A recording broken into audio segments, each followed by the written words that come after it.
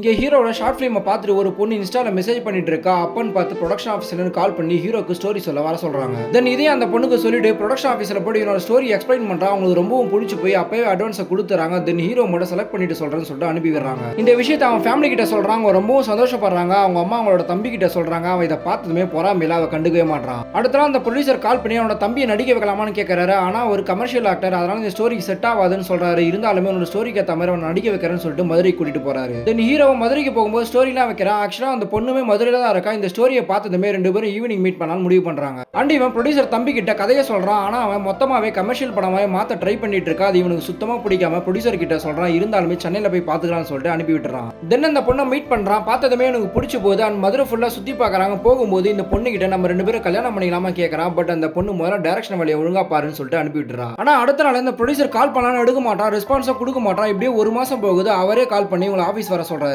அப்பன்னு பார்த்தா அந்த பொண்ணு சென்னைக்கு ஹீரோக்காக ட்ரான்ஸ்ஃபர் வாங்கிட்டு வந்துடுறா. இவங்க ஃபேமிலில அந்த பொண்ணை பார்க்கணும்னு போறாங்க. அப்ப இவங்க 3 பேர் மட்டும் ப்ரொடியூசரை பார்க்கலாம்னு போறாங்க. அந்த ப்ரொடியூசரும் என்னோட தம்பிக்கு நீ ஒழுங்கா டைரக்ஷன் பண்ணுவேன்னு சந்தேகமா இருக்கு. அதனால என்ன டைரக்ஷன் பண்ண சொல்றான். சோ கதான்ற பேர்ல உன்னோட பேர் போட்டுக்கிற டைரக்ஷன் மட்டும் நான் பண்ணிக்கிறேன்னு சொல்றான். அதை கேட்டதுமே 2 வருஷமா கஷ்டப்பட்டு என்ன ஸ்கிரிப்ட் சரி என்னோட முதல் வாய்ப்பு வேற, இதை போய் கேட்கறீங்கன்னு சொல்லிட்டு ரொம்ப ஃபீல் பண்ணி சொல்லிட்டு இருக்கான். அவங்க அண்ணனுமே இதெல்லாம் தர முடியாதுன்னு சொல்லிட்டு அவங்க கிட்ட சொல்றான். தென் ஹீரோ எவ்வளவு கேட்டு பார்க்கறான். ஆனா இவன் டாக்குமெண்ட்ல சைன் போடும்போது படிச்சு பார்க்காமலே சைன் போட்டுருப்பான். அதை வச்சு கேட்க ஆரம்பிக்கிறாரு. அதை கேட்டதுமே இவன் அந்த கதையை நீங்களே வச்சுக்கோன்னு சொல்லிட்டு போயிடுறான்.